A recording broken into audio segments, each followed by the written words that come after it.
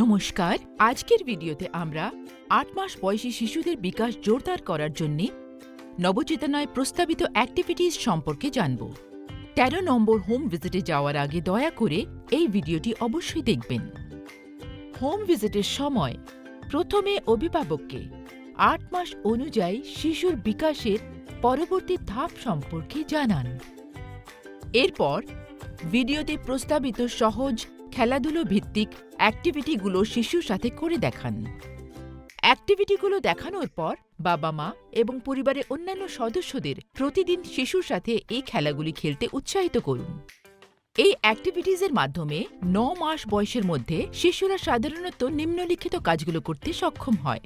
তারা উভয় দিকেই গড়িয়ে যেতে পারে, খেলনা ধরতে সব আঙুল ব্যবহার করে, চেনা মুখ বা খেলনা দেখলে সেটি কোন দিকে ঘোরানো হচ্ছে তা অনুযায়ী নিজের মাথা ঘোরাতে পারে, তাদের সামনে লুকোনো খেলনাগুলি খোঁজে, তাদের নাম ডাকা হলে সাড়া দেয়। প্রতিদিন শিশুর সাথে এই সহজ কাজগুলি করে যত্নশীল অভিভাবকেরা শিশুটিকে এই বিকাশের ধাপগুলোতে পৌঁছতে সাহায্য করতে পারেন। নবচেতনার মতে শিশুর জীবনের ৮ম মাসে যেসব অ্যাক্টিভিটিস করতে হবে তার মধ্যে রয়েছে শব্দ শনাক্ত করতে পারে, চুড়ি ঘোরাতে পারে, নতুন নতুন শব্দের পুনরাবৃত্তি করতে পারে, পোশাক পরিচ্ছদ নিয়ে কথোপকথন। দেখা যাক কিভাবে এই মা চুড়ি ঘোরানোর খেলার মাধ্যমে তার সন্তানের দেখার এবং বোঝার ক্ষমতাকে শক্তিশালী করছেন। বেবি, তোমার এই চুড়িগুলো চাই? এটা এখানেই আছে, নাও এটা।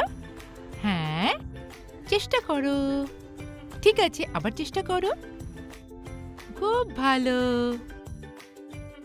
নিয়মিত এই সহজ কাজগুলো করার মাধ্যমে যত্নশীল অভিভাবকেরা জীবনের প্রথম ৩ বছরে শিশুর বিকাশে জোরালো সহায়তা প্রদান করতে পারেন।